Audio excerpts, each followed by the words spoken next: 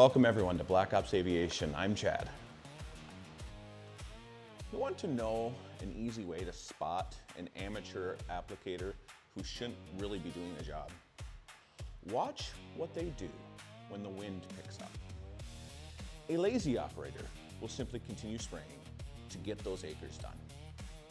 A true professional knows when to shut down and wait it out, because they care more about your crop and your yields than they do about a daily schedule. When wind speeds start climbing or the air gets hot and dry, the biggest risk to your spray budget isn't just missing the target, it's watching your chemical float off downwind into thin air.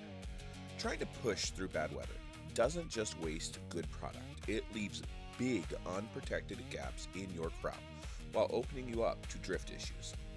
At the end of the day, any aerial spraying, whether you're running a heavy helicopter or a multi-rotor drone, comes down to droplet physics.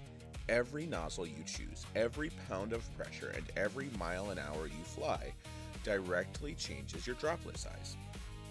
According to research from USDA Agricultural Research Service, droplets smaller than 150 microns are practically begging to drift or evaporate before they ever hit a leaf.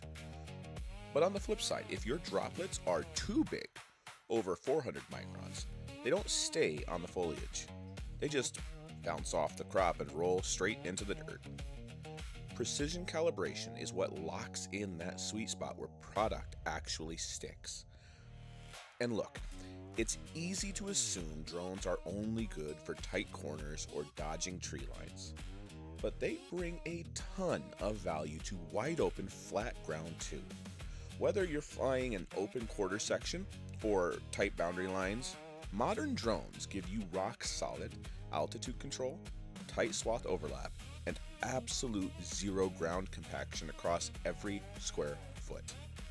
A properly tuned drone setup lets an operator match droplet sizes directly to the humidity and wind of the day, giving you maximum coverage on flat dirt and rolling hills alike. That calibration piece is huge for spray uniformity. Field studies out of Purdue University Extension showed that uncalibrated aerial rigs can see spray variation swing by more than 30% across the boom. That means alternating streaks of underdosing and wasted chemical all across your field. By actually testing swath widths instead of guessing, a good flight crew makes sure every single acre gets the exact rate it needs. You aren't paying someone just to fly back and forth over your land. You're paying for accurate, consistent delivery of your crop inputs. Parked equipment doesn't protect your yield. Having an operator who knows droplet physics, respects the weather limits, and actually dials in their gear is what protects your bottom line. When wind spikes or heat causes chemical evaporation, flying anyway isn't, it's not saving time. It's burning your money. A real professional will shut down when the conditions put your yields at risk. Weather limits apply to everyone. Knowing when not to spray is what separates professionals from amateurs.